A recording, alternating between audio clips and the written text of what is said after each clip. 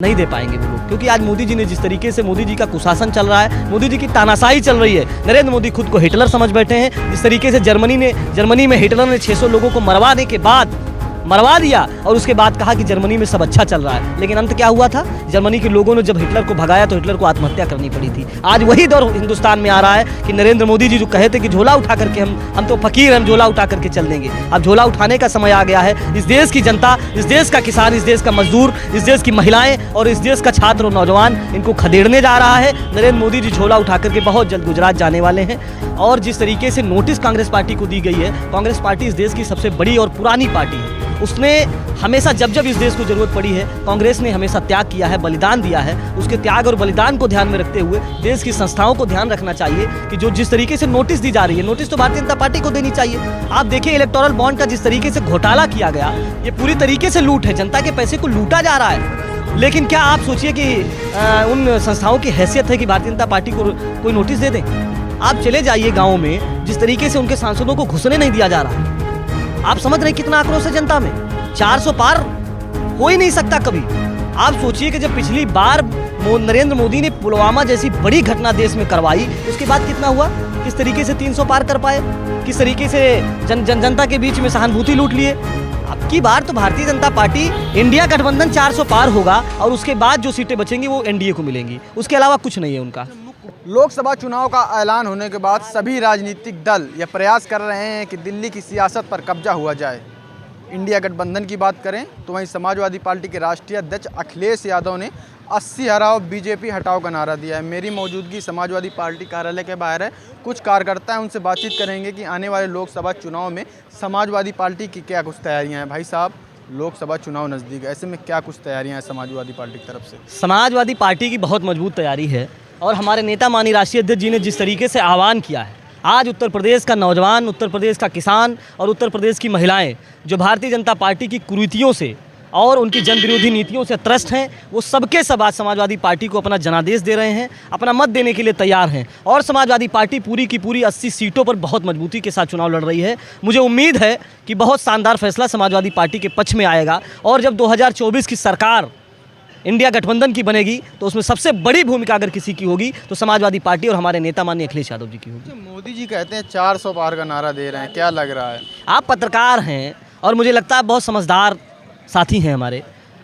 मोदी जी 400 पार का जो नारा दे रहे हैं वो अपने आप को नहीं कह रहे हैं, वो 400 पर हार की बात कर रहे हैं। आज एनडीए जिस तरीके से उनके सांसदों के खिलाफ जनाक्रोश है, आप जाइए जनता के बीच में, आप चले जाइए गाँव में, जिस तरीके से उनके सांसदों को घुसने नहीं दिया जा रहा है। आप समझ रहे हैं कितना आक्रोश है जनता में? 400 पार हो ही नहीं सकता कभी। आप सोचिए कि जब पिछली बार नरेंद्र मोदी ने पुलवामा जैसी बड़ी घटना देश में करवाई, उसके बाद कितना हुआ?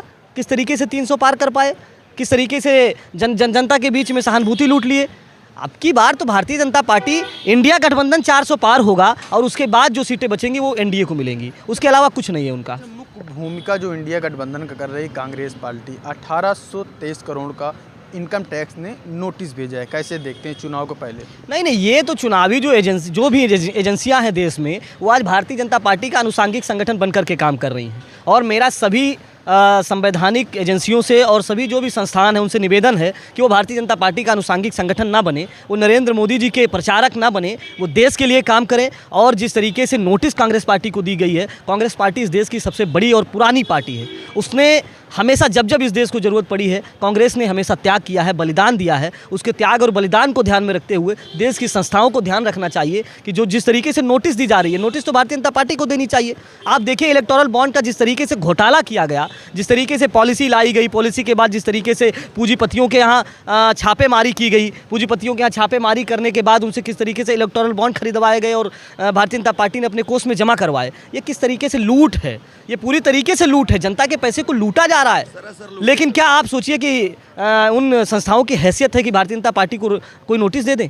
नहीं दे पाएंगे वो लोग, क्योंकि आज मोदी जी ने जिस तरीके से मोदी जी का कुशासन चल रहा है, मोदी जी की तानाशाही चल रही है। नरेंद्र मोदी खुद को हिटलर समझ बैठे हैं। जिस तरीके से जर्मनी में हिटलर ने 600 लोगों को मरवाने के बाद मरवा दिया और उसके बाद कहा कि जर्मनी में सब अच्छा चल रहा है। लेकिन अंत क्या हुआ था? जर्मनी के लोगों ने जब हिटलर को भगाया तो हिटलर को आत्महत्या करनी पड़ी थी। आज वही दौर हिंदुस्तान में आ रहा है कि नरेंद्र मोदी जी जो कहे थे कि झोला उठा करके हम तो फकीर, हम झोला उठा करके चल देंगे। अब झोला उठाने का समय आ गया है। इस देश की जनता, इस देश का किसान, इस देश का मजदूर, इस देश की महिलाएं और इस देश का छात्र और नौजवान इनको खदेड़ने जा रहा है। नरेंद्र मोदी जी झोला उठा करके बहुत जल्द गुजरात जाने वाले हैं और उत्तर प्रदेश की, खास करके उत्तर प्रदेश की जनता बहुत जल्द इनको सबक सिखाने वाली है। अच्छा, इनकम टैक्स ने, ईडी ने अरविंद केजरीवाल को रिमांड पर ले लिया है शराब नीति मामले में। कैसे देखते हैं जिस तरह से मनीष सिसोदिया, संजय सिंह और सत्येंद्र जैन को जेल में रखा? इसके बाद मुख्यमंत्री अरविंद केजरीवाल, समाजवादी पार्टी के नेता आदरणीय अखिलेश यादव जी हों, चाहे अरविंद केजरीवाल हों, इन लोगों ने एक राजनीति का एक अलग पैमाना सेट किया। वो पैमाना विकास का पैमाना था। उत्तर प्रदेश में जब समाजवादी पार्टी की सरकार रही तो आपने पूरे प्रदेश में देखा, हर जिले में आप देख लीजिए कि विकास की गंगा बहाने का काम हमारे नेता अखिलेश यादव जी ने किया था। और वहीं दिल्ली में जब बात हम अरविंद केजरीवाल की करते हैं तो पूरी कैबिनेट ने जिस तरीके से शानदार काम किया हो, चाहे स्वास्थ्य के क्षेत्र में हो, शिक्षा के क्षेत्र में हो या महिलाओं के लिए कोई योजना बनानी पड़ी हो, जिस तरीके से उन लोगों ने काम किया, भारतीय जनता पार्टी घबराई हुई है। नरेंद्र मोदी के पास कोई विज़न नहीं है, कोई काम नहीं है। वो केवल और केवल जनता को गुमराह करके, हिंदू मुस्लिम कर करके सांप्रदायिक माहौल बना करके वोट पाना चाहते हैं।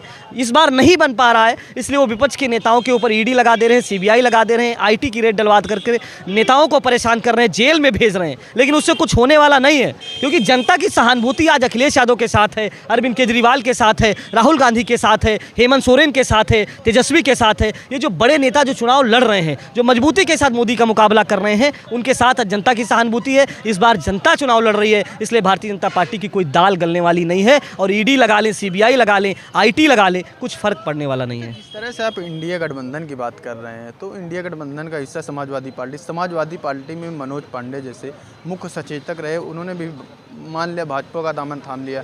पल्लवी पटेल हैं, उन्होंने भी किनारा कर लिया स्वामी प्रसाद मौर्य ने। राजनीति इसी का नाम है। राजनीति में लोग आते रहेंगे, लोग जाते रहेंगे। मेरे हिसाब से राजनीति एक चलती फिरती ट्रेन है। बहुत सारे स्टेशन आएंगे लेकिन ट्रेन बढ़ती चली जाएगी।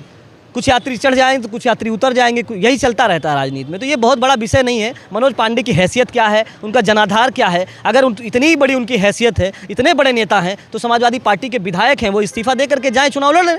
उनकी हैसियत का अंदाज़ा हो जाएगा। भारतीय जनता पार्टी के टिकट पर लड़ लें और मुझे भरोसा है कि वहाँ की जनता एक बार फिर से समाजवादी पार्टी को अपना जनादेश देगी और मनोज पांडे को सबक सिखाने का काम करेगी।